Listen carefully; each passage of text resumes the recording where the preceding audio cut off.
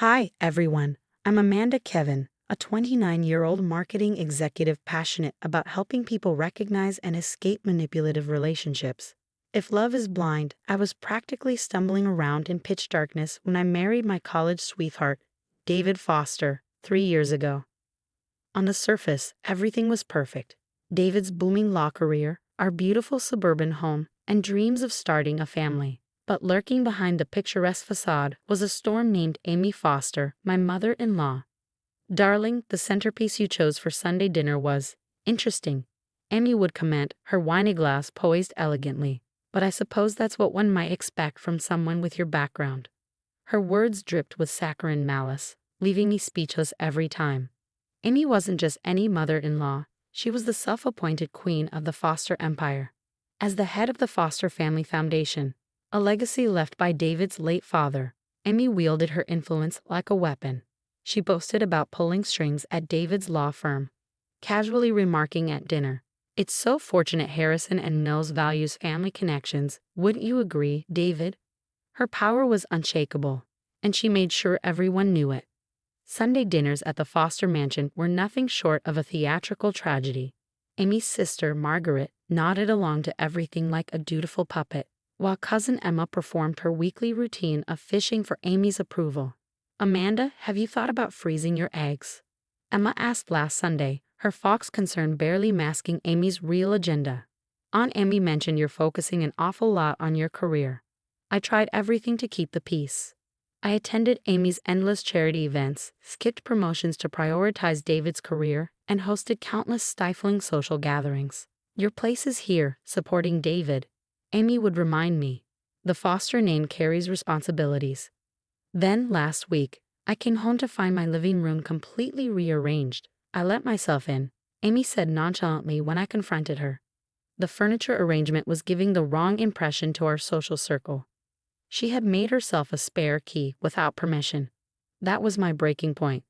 "Mom, you can't just change our house without asking," David protested weakly. "Darling, I know what's best," she replied with a wave of her hand. "Now, when are you two planning to give me grandchildren? The Foster legacy won't continue itself." As I stared at the spare key, it hit me. This wasn't just meddling, it was control. Every interaction, every gesture of help, came with strings attached. The cracks in our perfect life were widening, and the web Amy had spun around us tightened with every passing day. The night of the Foster Family Foundation Gala was when everything came to a head. I'd been ignoring chest pains for weeks, pushing through the stress. But that evening, it all caught up to me. As I stood in the bathroom, struggling to breathe, Amy walked in. "For heaven's sake, Amanda, get up," she snapped. "The Vandermeers just arrived, and I won't have you embarrassing us with this theatrical display." "Amy, please," I begged. "I think I need to go to the hospital. Something's really wrong." She narrowed her eyes. What perfect timing. Just as we're about to announce David's nomination for partner. "Always making everything about you, aren't you?" I clutched the sink for support, the room spinning around me. David found us moments later, concern flickering in his eyes. "Honey," he looked pale. "Maybe we should." "David, darling," Amy interrupted smoothly, "you know how crucial tonight is for your career. If you leave now, well, I hate to explain your absence to the board. They're quite particular about family commitment." I could barely breathe, but David hesitated. "Mom's right," he said softly. "Let's just get through the next few hours. You can rest tomorrow." 2 hours later, I was still standing, forced smiles plastered on my face as Amy paraded us before donors. Her nails dug into my shoulder as she gushed about Foster family values, oblivious to my growing agony. Margaret shuffled nervously nearby, muttering about discrepancies in the donation books. "Everything all right, Margaret?" Amy asked, her tone sharp. "Oh yes, of course," Margaret stammered, but the tension was palpable. By the end of the night, I was on the verge of collapse. Someone commented, "Such a lovely couple, though your daughter-in-law seems rather quiet tonight." "Oh, she's just being dramatic, aren't you, Dieter?" Amy's voice echoed as the last thing I remembered before everything went black. I was walking to the car, David arguing with her about leaving early. "The Hendersons haven't even made their pledge yet," she snapped, dismissing my condition entirely. When I woke up, the harsh brightness of hospital lights greeted me, accompanied by the steady beep of machines. A doctor stood beside my bed, her expression grim as she reviewed my chart. "Mrs. Kevin, you experienced a severe cardiac event," she said, her tone grave. "The delay in treatment could have been fatal. Why didn't you come in sooner?" I turned to David, whose face had turned ghostly white. Amy lingered in the doorway, for once without a quick retort or an excuse. The doctor continued, "Your EKG shows significant stress-induced angina. Have you been under unusual stress recently?" I couldn't help but laugh, though the effort sent the monitor into a flurry of beeps. "Stress?" I said weakly. "They have no idea." But they were about to find out. 3 days into my hospital stay, David left his phone with me while he went to grab coffee. It started buzzing almost immediately. At first, I ignored it, but when the messages kept coming, I glanced at the screen.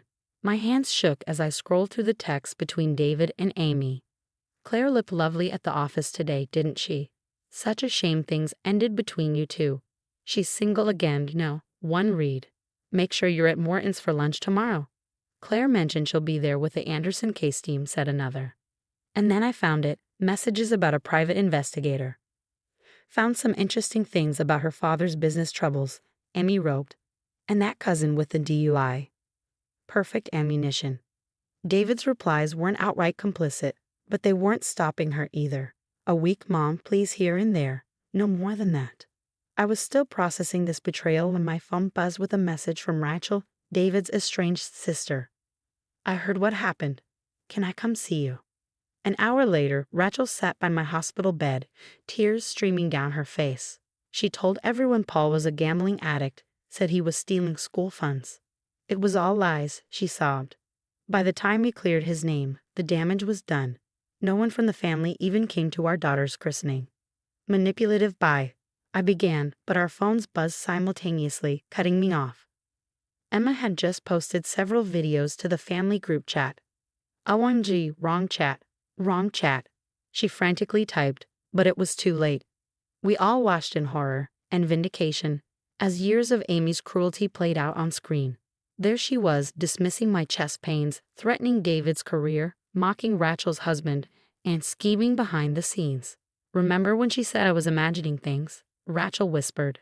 Margaret called next, her voice shaky. "Amanda, I need to talk to you about the Foundation's books." When David returned and saw his phone in my hand, he turned pale. "I can explain." "The videos explain enough," I said quietly. "Either you stand with me, or you stand with her. No more middle ground." David broke down, guilt washing over him. "I'm so sorry. I've started seeing a therapist. I can't believe I let her."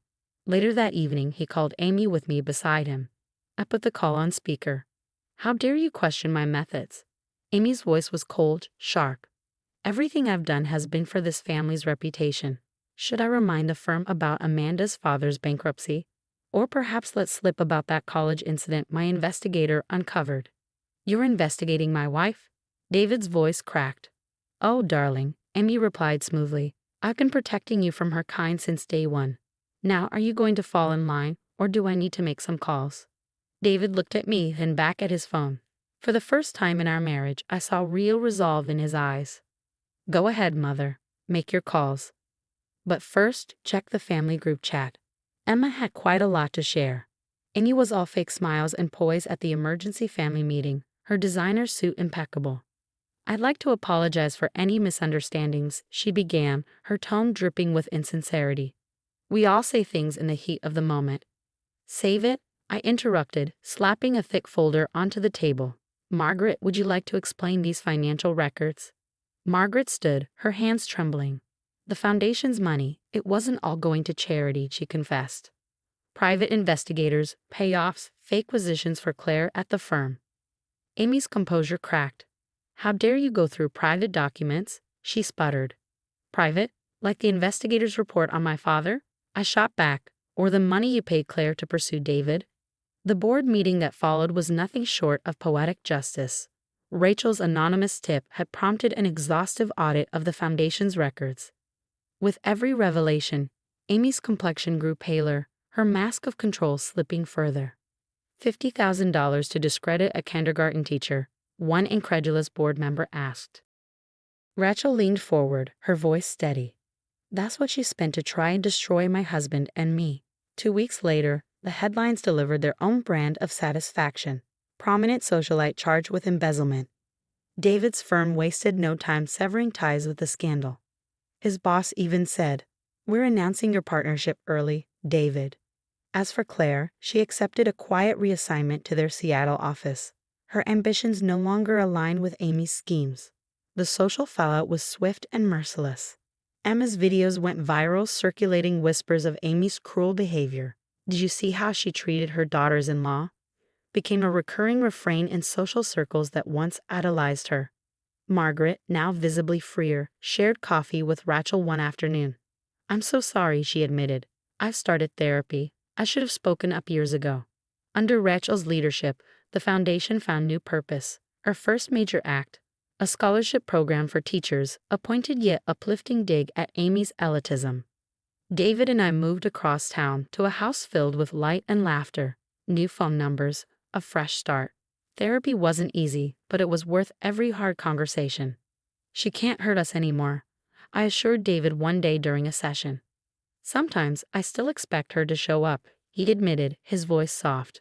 2 years passed, bringing growth and closure. My consulting firm now specializes in helping women escape toxic family dynamics, a journey of empowerment that resonates deeply with my own.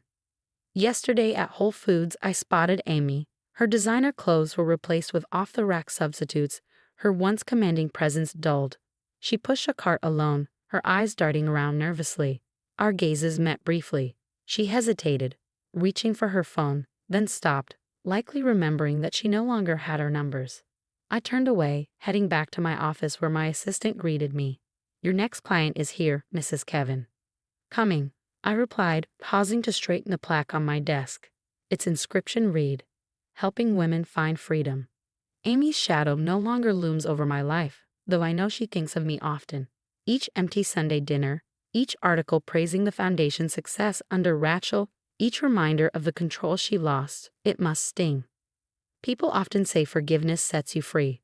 I've learned that sometimes walking away and thriving is the best revenge. What would you have done in my shoes? Would you have left the gala despite knowing the potential fallout? Or would you have stayed silent, sacrificing your health to keep the peace? Share your thoughts in the comments below. I'd love to hear from others who face similar battles between well-being and toxic family pressure.